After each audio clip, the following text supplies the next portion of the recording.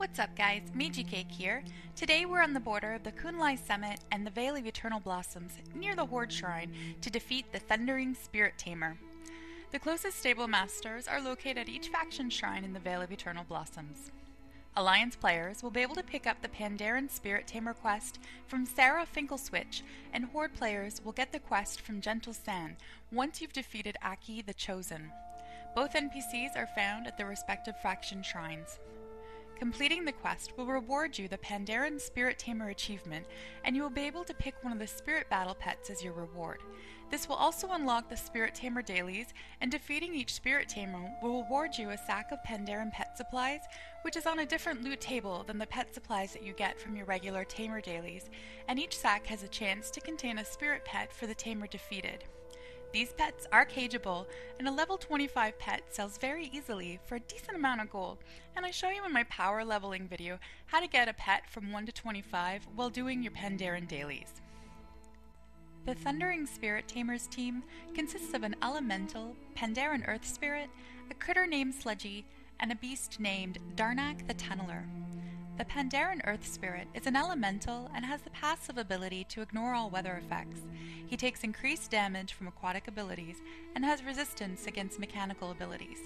His opening ability is Crystal Prison, which deals no damage but will stun a non-critter pet for 1 round. Crystal Prison has a 5-round cooldown. Rupture does substantial damage and has a 25% chance to stun you as well. Thankfully, it has a 3-round cooldown. Stone Shot does moderate damage and is used while Crystal Prison and Rupture are both on cooldown. Rupture and Stone Shot are elemental abilities, so they will do increased damage against mechanical pets and reduced damage against critters.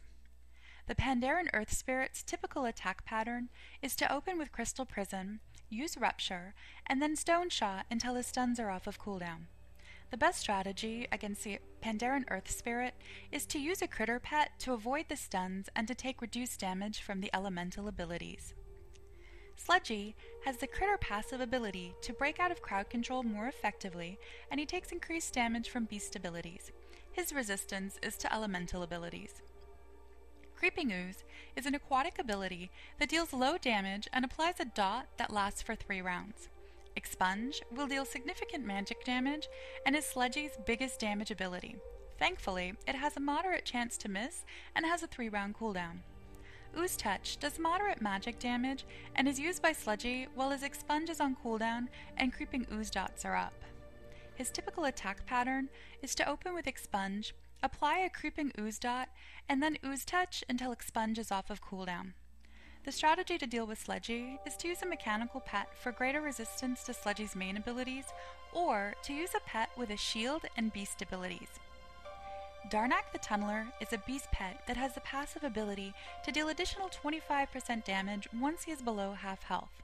He takes increased damage from mechanical abilities and has humanoid resistance. Darnak has a stone skin shield that will absorb a decent amount of damage and will make dots or multi-round abilities essentially ineffective against him. It lasts for 5 rounds. Burrow is a 2-round ability where he will avoid damage for 1 round and then deal substantial damage the next. Burrow has a 4-round cooldown. His final ability, Stone Rush, deals substantial damage, but at the cost of damage taken, and can be quite deadly when combined with his beast passive to deal increased damage when he is below half health. His typical attack pattern is to apply a Stone Skin Shield, use Burrow, and then Stone Rush until his Burrow is off of cooldown. The best strategy to deal with him is to use a mechanical pet for increased damage, but make sure you watch out for Stone Rush, which is an elemental ability and will do increased damage against the mechanical. This is extra deadly when combined with the beast passive of increased damage, so you'll want to make sure you use a mechanical pet that can heal. The Thundering Spirit Tamer is probably one of the toughest tamers to defeat until you find the right pets to use. Once you find and level the right pets, he can easily be defeated with 2 level 25s. A snail is a must-have for this fight, and I use the Rapana Whelk. He has the critter resistance against elemental abilities that the Earth Spirit uses, and his critter passive makes the stuns a non-issue. He also has an aquatic ability, Dive, which avoids damage for 1 round and deals additional damage against an elemental. There are several snail pets that can be found at various levels, and taking the time to hunt for a rare one and leveling it will make this fight one of the easiest ways to level new pets. The second level 25 pet that I use is the Fluxfire Feline. He is found around New Tinkertown, and rather than hunting for a rare, I just used a battle stone on the first one that I found. Prior to patch 5.2, he was a favorite pet for his mechanical ability Wind Up, but the patch changed that to Flux, which is an enemy team damage ability. This pet is still very effective for this fight, using the combination Pounce, Overtune, and Supercharge. Overtune is a mechanical ability and deals increased damage against Darnak, in addition to increasing my speed for 2 rounds. Prowl is a beast ability that will deal increased damage to Sludgy to help finish him off, and will hit for additional damage if it goes first, which it will thanks to the Overtune buff. Add the increased damage from Supercharge, and this guy is a killing machine.